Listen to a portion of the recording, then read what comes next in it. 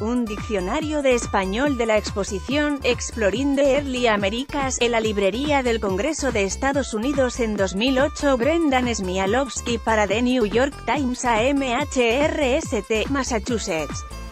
¿Qué pasaría si la letra H desapareciera súbitamente? ¿Qué si escribiéramos huérfano y no huérfano, cacahuate y no cacahuate, o humanidad y no humanidad? La verdad es que nada. La H en todas esas palabras es un fantasma, su única función es hacernos la vida imposible. La octava letra del alfabeto español es muda, no suena. En otros idiomas, como el inglés, estas letras son llamadas silenciosas, como la E en Stone. Puede que la implicación sea la misma, pero la diferencia entre muda y silenciosa es vital. El silencio es un estado temporal, la mudez es una condición permanente. Una letra que es muda, en silencio permanente, sigue siendo letra. La H solo se hace presente cuando precede una C. Pero en ese caso forma un nuevo sonido, TSH, la grafía de ese sonido es che. Esta era una letra en el abecedario, pero por alguna razón, que sigo sin entender, la Real Academia Española, RAE, decidió eliminarla en 2014. Hizo lo mismo con la L. Desde entonces, nuestros diccionarios tienen solo 27 letras, fue una simplificación equivocada.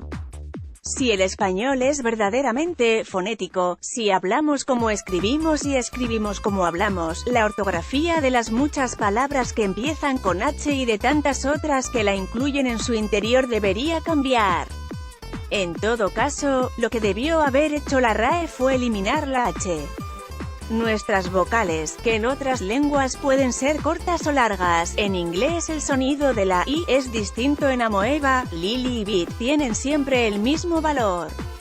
En español, la de aminoácido, calabaza, y perpetuar, se pronuncia igual.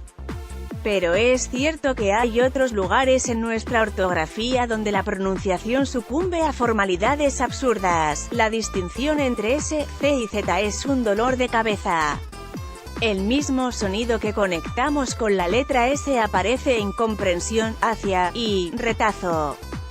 ¿Por qué escribirlas con letras distintas? Igual ocurre con la J y la X, Texas y Texas, que en Estados Unidos se pronuncia Texas, y con la B y la V, vaca y vaca. Gabriel García Márquez, en su discurso en el primer Congreso Internacional de la Lengua Española en Zacatecas, invitó a que simplifiquemos la gramática antes de que la gramática termine por simplificarnos a nosotros. De todos los casos, la H es la letra indicada para empezar una purga necesaria. Pese a su condición efímera, no ha pasado desapercibida desde que se publicó el Diccionario de Autoridades. En el tomo IV, aparecido en 1734, la entrada de la H dice, si es que se debe llamar letra, pues según los gramáticos es solamente aspiración, y no sirve por sí sola, ni tiene otro oficio. Quizá la única utilidad de nuestra H es que nos permite desentrañar el fascinante recorrido del español en el tiempo. Es, podría decir, una referencia histórica poco silenciosa.